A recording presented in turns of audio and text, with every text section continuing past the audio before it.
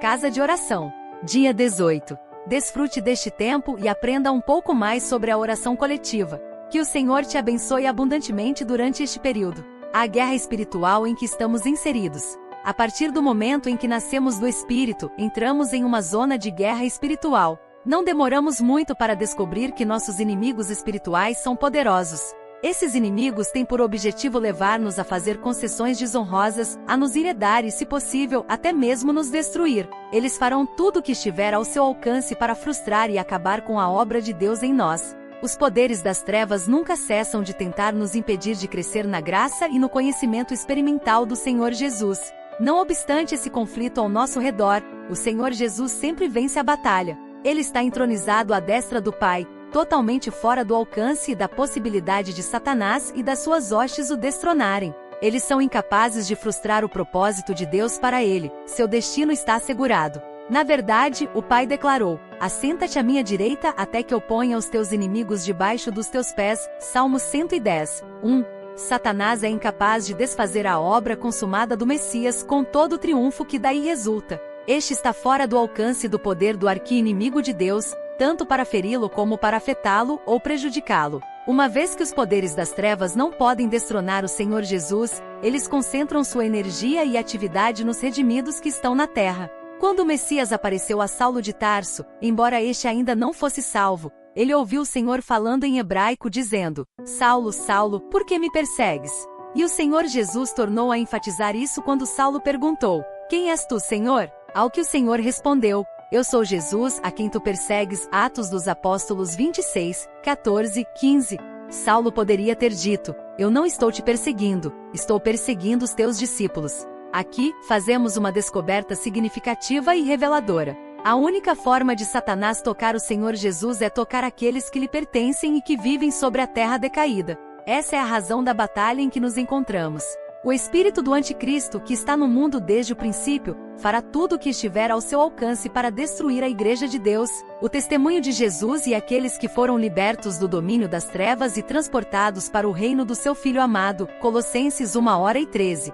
Esses crentes são um testemunho contínuo do Senhor Jesus e da eficácia da obra que ele executou no Calvário. Isso irrita Satanás e, junto com os outros inimigos de Deus, ele não deixará pedra sobre pedra para prejudicar e saquear os filhos de Deus, roubando deles a manifestação prática de sua salvação. Esses inimigos tentarão torná-los surdos e cegos para o Senhor Jesus, tentarão empobrecê-los e levá-los a serem uma contradição de tudo aquilo que ele é. Não é possível medir o ódio dos poderes das trevas contra tudo e todos que se relacionam com o Senhor Jesus. Toda vez que examinamos o Novo Testamento, encontramos referências a esse conflito que enfrentamos como crentes verdadeiros e fiéis. Na carta que enviou a Timóteo, seu filho espiritual, o apóstolo Paulo escreveu: "Este é o dever de que te encarrego, ó filho Timóteo, segundo as profecias de que antecipadamente foste objeto. Combate firmado nelas, o bom combate." 1 Timóteo 1:18. E mais uma vez, participa dos meus sofrimentos como bom soldado de Cristo Jesus. 2 Timóteo 2:3. Na carta à igreja em Éfeso, Paulo escreve: "Revesti-vos de toda a armadura de Deus, para poderdes ficar firmes contra as ciladas do diabo." Efésios 6:11. Você não veste uma armadura como se fosse uma roupa de gala, mas a coloca apenas para a guerra. Mais adiante ele escreve: "Portanto, tomai toda a armadura de Deus, para que possais resistir no dia mau e, depois de terdes vencido tudo, permanecer inabaláveis." Efésios 6:13. Essas palavras são termos de guerra. Ele está ressaltando que nós, que pertencemos ao Senhor, estamos numa batalha que de tempos em tempos, pode tornar-se incrivelmente violenta. As ciladas do diabo.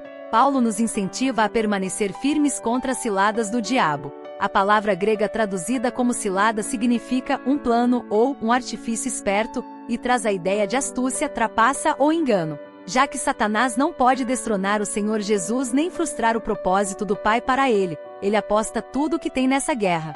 Ele tem como objetivo comprometer e destruir a obra do Senhor e o corpo de nosso Senhor Jesus, e fará isso com todos os meios que estiverem ao seu alcance. Ele usará toda forma de engano, trapaça nas suas táticas e nos seus métodos astuciosos. De fato, o apóstolo Paulo descreve os espíritos que estão com Satanás como espíritos enganadores e o seu ensino como doutrinas de demônios. 1 Timóteo 4:1.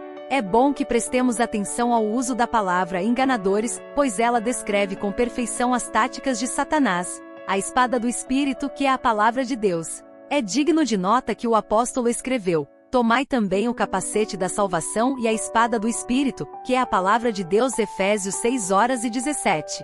Em nossos dias, nos países industrializados, as espadas estão geralmente penduradas nas paredes como decoração. Hoje elas não têm mais serventia. Contudo, no passado, eram armas essenciais. O Espírito de Deus nos revela que a espada que ele usa é a palavra de Deus. O escritor da carta aos Hebreus destaca isso quando diz: porque a palavra de Deus é viva, e eficaz, e mais cortante do que qualquer espada de 2 gumes, e penetra até ao ponto de dividir alma e espírito, juntas e medulas, e é apta para discernir os pensamentos e propósitos do coração. Hebreus 4:12. Também é altamente significativo que quando o apóstolo João viu o Messias ressuscitado e glorificado no meio das 7 igrejas, ele o descreveu assim: tinha na mão direita 7 estrelas, e da boca saía-lhe uma afiada espada de 2 gumes. O seu rosto brilhava como o sol na sua força. Apocalipse 1:16. A espada de 2 gumes era uma arma muito mais mortífera e eficaz do que a espada normal. Ela podia picar em pedaços qualquer adversário. Na verdade, ela era feita para acabar com o adversário. O Messias não apenas tinha uma espada de 2 gumes, mas ela saía da sua boca. Essa é uma vívida representação do poder da palavra de Deus. Como resultado dela, a ação positiva. É claro que é o Espírito Santo que faz da palavra de Deus uma realidade em nossas vidas. Muitos anos atrás, um irmão conseguiu comprar, em uma loja de produtos usados, um velho livro de Charles Haddon Spurgeon. Ele trouxe o livro ao Ford House e nos perguntou se o queríamos para a biblioteca, e nós alegremente o aceitamos. Para minha surpresa, dentro do livro encontrei um envelope com uma carta pessoal de Spurgeon a um pastor batista, escrita em meados do século XIX. Na carta, ele escreveu a respeito da controvérsia referente à teologia bíblica liberal que estava na moda naquela época entre as igrejas batistas. Ele recomendava com insistência que o pastor se pusesse de pé, se posicionasse, e escreveu: se você se julga incapaz de empunhar a espada do Espírito, a Bíblia, e de usá-la, pelo menos permita que ela faça algum barulho enquanto está na bainha. Na oração corporativa, precisamos muito mais do que fazer barulho com a espada do Espírito na bainha. Precisamos aprender a usá-la. As armas da nossa guerra. É importante notar a maneira impressionante como Paulo escreve a respeito da guerra em que estamos envolvidos. Porque, embora andando na carne, não militamos segundo a carne. Porque as armas da nossa milícia não são carnais, e sim poderosas em Deus, para destruir fortalezas, anulando sofismas. 2 Coríntios 10:3-4. As armas da nossa guerra não são da esfera da carne e do sangue. É um erro enorme, muitas vezes com tristes consequências, quando contrapomos carne e sangue a carne e sangue. Em outras palavras, usamos inteligência contra inteligência, filosofia contra filosofia, ideologia contra ideologia e argumento contra argumento. Fazendo isso, as armas da nossa guerra são da carne e nossa luta é travada segundo a carne. Essas armas com que o Espírito Santo nos equipa somente funcionam na presença de Deus. A maneira como o apóstolo declara isso é muito significativa: poderosas em Deus. Elas funcionam somente por meio do seu poder capacitador. Elas não funcionam quando ele não está presente e no comando. Certa vez, Charles Haddon Spurgeon disse que não conseguia entender por que os cristãos gastavam tanto tempo precioso defendendo a palavra de Deus. Ele disse: a Bíblia não precisa de defesa. Deixe o leão sair da jaula e ele se defenderá sozinho. Em outras palavras, pregue a palavra de Deus com poder, e os resultados serão a sua defesa. Fortalezas ou fortificações normalmente são pontos fortes na defesa de qualquer região. Se essas fortalezas caem, toda a região pode ser invadida. Paulo, pelo Espírito Santo, fala das fortalezas e fortificações satânicas. Por meio das armas fornecidas pelo Espírito Santo e manejadas por meio do seu poder, essas fortalezas podem ser destruídas e uma região inteira pode abrir-se para o Evangelho e para o poder salvador do Senhor Jesus. Essa é uma lição tremenda para aqueles que estão envolvidos na oração corporativa. A destruição desse tipo de ponto forte do poder satânico nas suas linhas de defesa pode significar uma conquista decisiva para a obra do Senhor. Semelhantemente, essa passagem fala de anular sofismas. Eles são destruídos por meio das armas com que o Espírito Santo nos equipa. A palavra grega traduzida como sofismas, Almeida Revista e Corrigida, conselhos, tradução brasileira, raciocínios, significa especulações ou argumentos filosóficos. Isso não é assunto insignificante. O darwinismo, por exemplo, é todo fundamentado em especulação. O texto fala também de anular toda altivez que se levante contra o conhecimento de Deus. Em nossos dias, chamados de era pós-cristã, há em muitos países que já foram cristãos, muita altivez que nega o conhecimento de Deus.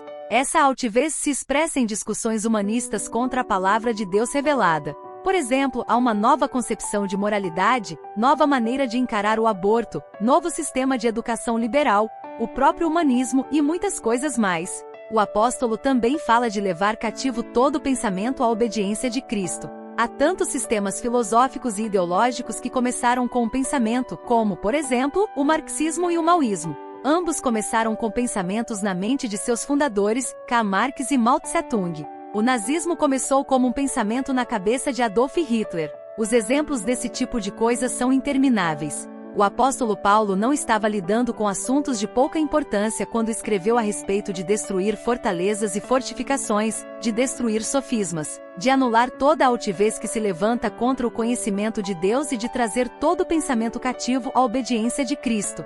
Há assuntos tão difíceis que somente o Espírito Santo pode nos equipar com as armas corretas para alcançarmos a vitória. Espero que você tenha gostado. Até o próximo áudio e até lá. Fique na paz, daquele que te amou primeiro.